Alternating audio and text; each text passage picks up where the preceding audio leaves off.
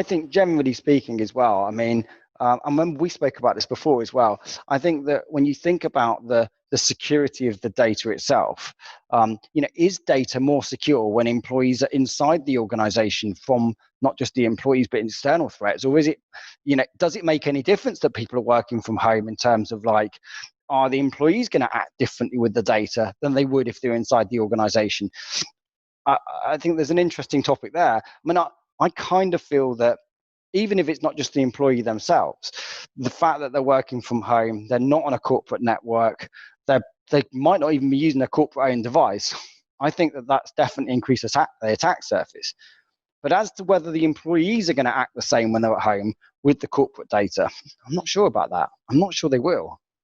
Yeah, it's tough, and you're right, because it's a different environment. So you're talking about a different device. You're right; they may not be on their corporate device. So that's it. You may have their kids getting on for homework or other things. Sure, that's right.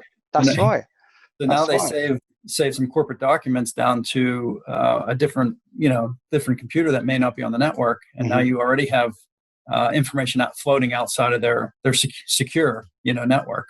Right. So there's different aspects that immediately showed itself from work from home aspect. But even so, it is, even with them working from home on the corporate network too, now that information is just spread out more. So now instead of isn't it easier to secure something in one location versus multiple locations? So that's right. It's just a different realm that we're all dealing with now too. So you have to balance that, like you said, with productivity and the best that they can do from work from home. And I think, obviously, the first 3 to 4 weeks, everyone was wondering what to do and just kind of getting settled in their new environment and the new way to work. And then I think the corporate infrastructure started to keep up with that. They finally said, okay, this is going to be a norm for a while. Let's put measures in place, between trust but verify, zero trust, those types of things. And they put those measures in place to make sure that people could be most proactive and most effective from working from home as well.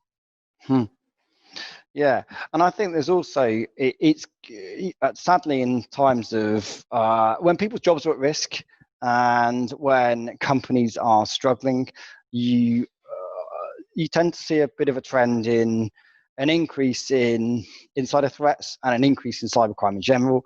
And I think that probably now more than ever, companies' data is more at risk than it ever has been. I think that it's more at risk of employees that perhaps are very worried about losing their jobs, and they realize that what they have access to, I think that that's a real and present danger for a lot of companies. And it's also at risk because there are a multitude of very targeted phishing attacks and cyber attacks that are happening that are ultimately trying to infiltrate and gain access to your corporate data or create harm for your company. And I think that these are real risks that I think a lot of companies are really going to struggle with, not just now, but as this recession very likely deepens. I think that this is going to create, I think it's going to become more important than ever before to get closer to your data, to really get that proximity to your data right and to understand your data, because that is so important. And it's going to become more important, I think, over the coming years.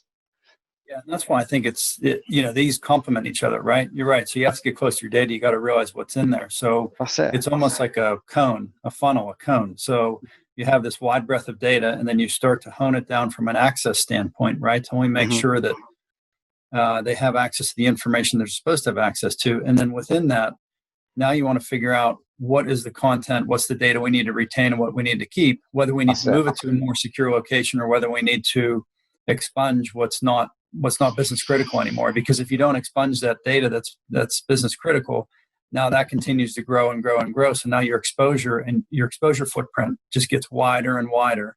So if you do have a breach and you have someone internal, that makes their way in, now their potential breach exposure is just more and more. So instead of, if you be proactive about it from an access standpoint and a retention standpoint, it just narrows that potential footprint of what they can expose and what they can grab onto. So I think that's why they both go together, and they should be implemented together. And you could, I guess, you consider one a subcategory of the other, and so I think it's a combined strategy with the both of them.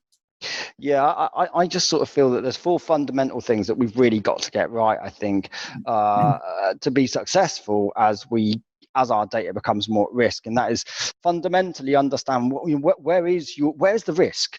Like, what is it you need to protect, and prioritize that risk and figure out, well, actually, look, where is the data that matters the most to our organization right now? And is it in places that can, in terms of its location, create risk? So start to really like zero in on that and understand that.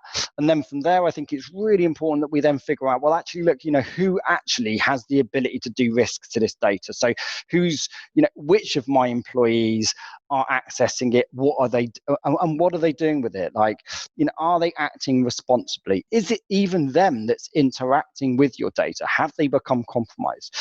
But really making sure that at the heart of that story, you actually know what, you're assessing the risk against. So I'm assessing the risk to that shareholder document there, that I know if that were to get into the wrong hands, or that was to be perhaps abused, that would cause significant damage at that point, and at this point in our organization. So I think that we've got to get a much deeper understanding as to where our risk is, who's got access to our most sensitive data, what people are doing with it, and whether they're doing things to it that they don't normally do. Like, I think that, forget about going out and buying fancy firewalls and fancy, and these really sophisticated SIM solutions that deliver very little value. Like, you've got to start getting closer to the data to be more effective, because that's the stuff that you're really trying to protect. And I think that so many organizations still haven't quite got this right. They're spending time, they're spending effort, and they're spending money on security that they've always bought because they know it, because they know the color, they know the brand, not because it really delivers value. And I think fundamentally that has to change, especially when it's most at risk now than ever. No, I think that's a great point, Aidan, because you're right. What you said about spending on what they've always spent on. So I think the view out there is that let me fortify my fences, right? So let me get the outside and the exterior, fortified to make sure that I'm good. But what they don't realize is there's this whole lake, ocean, whatever you want to call it, interior of all this data being built up by their users. So, and then to your point about you have to analyze what that is. I mean, that leads to a classification and tagging thing, is you should realize what's the importance of that data. And so once you can figure out what's important, that's the most important data to secure, and ties back to the users and where it is and where they can map it to.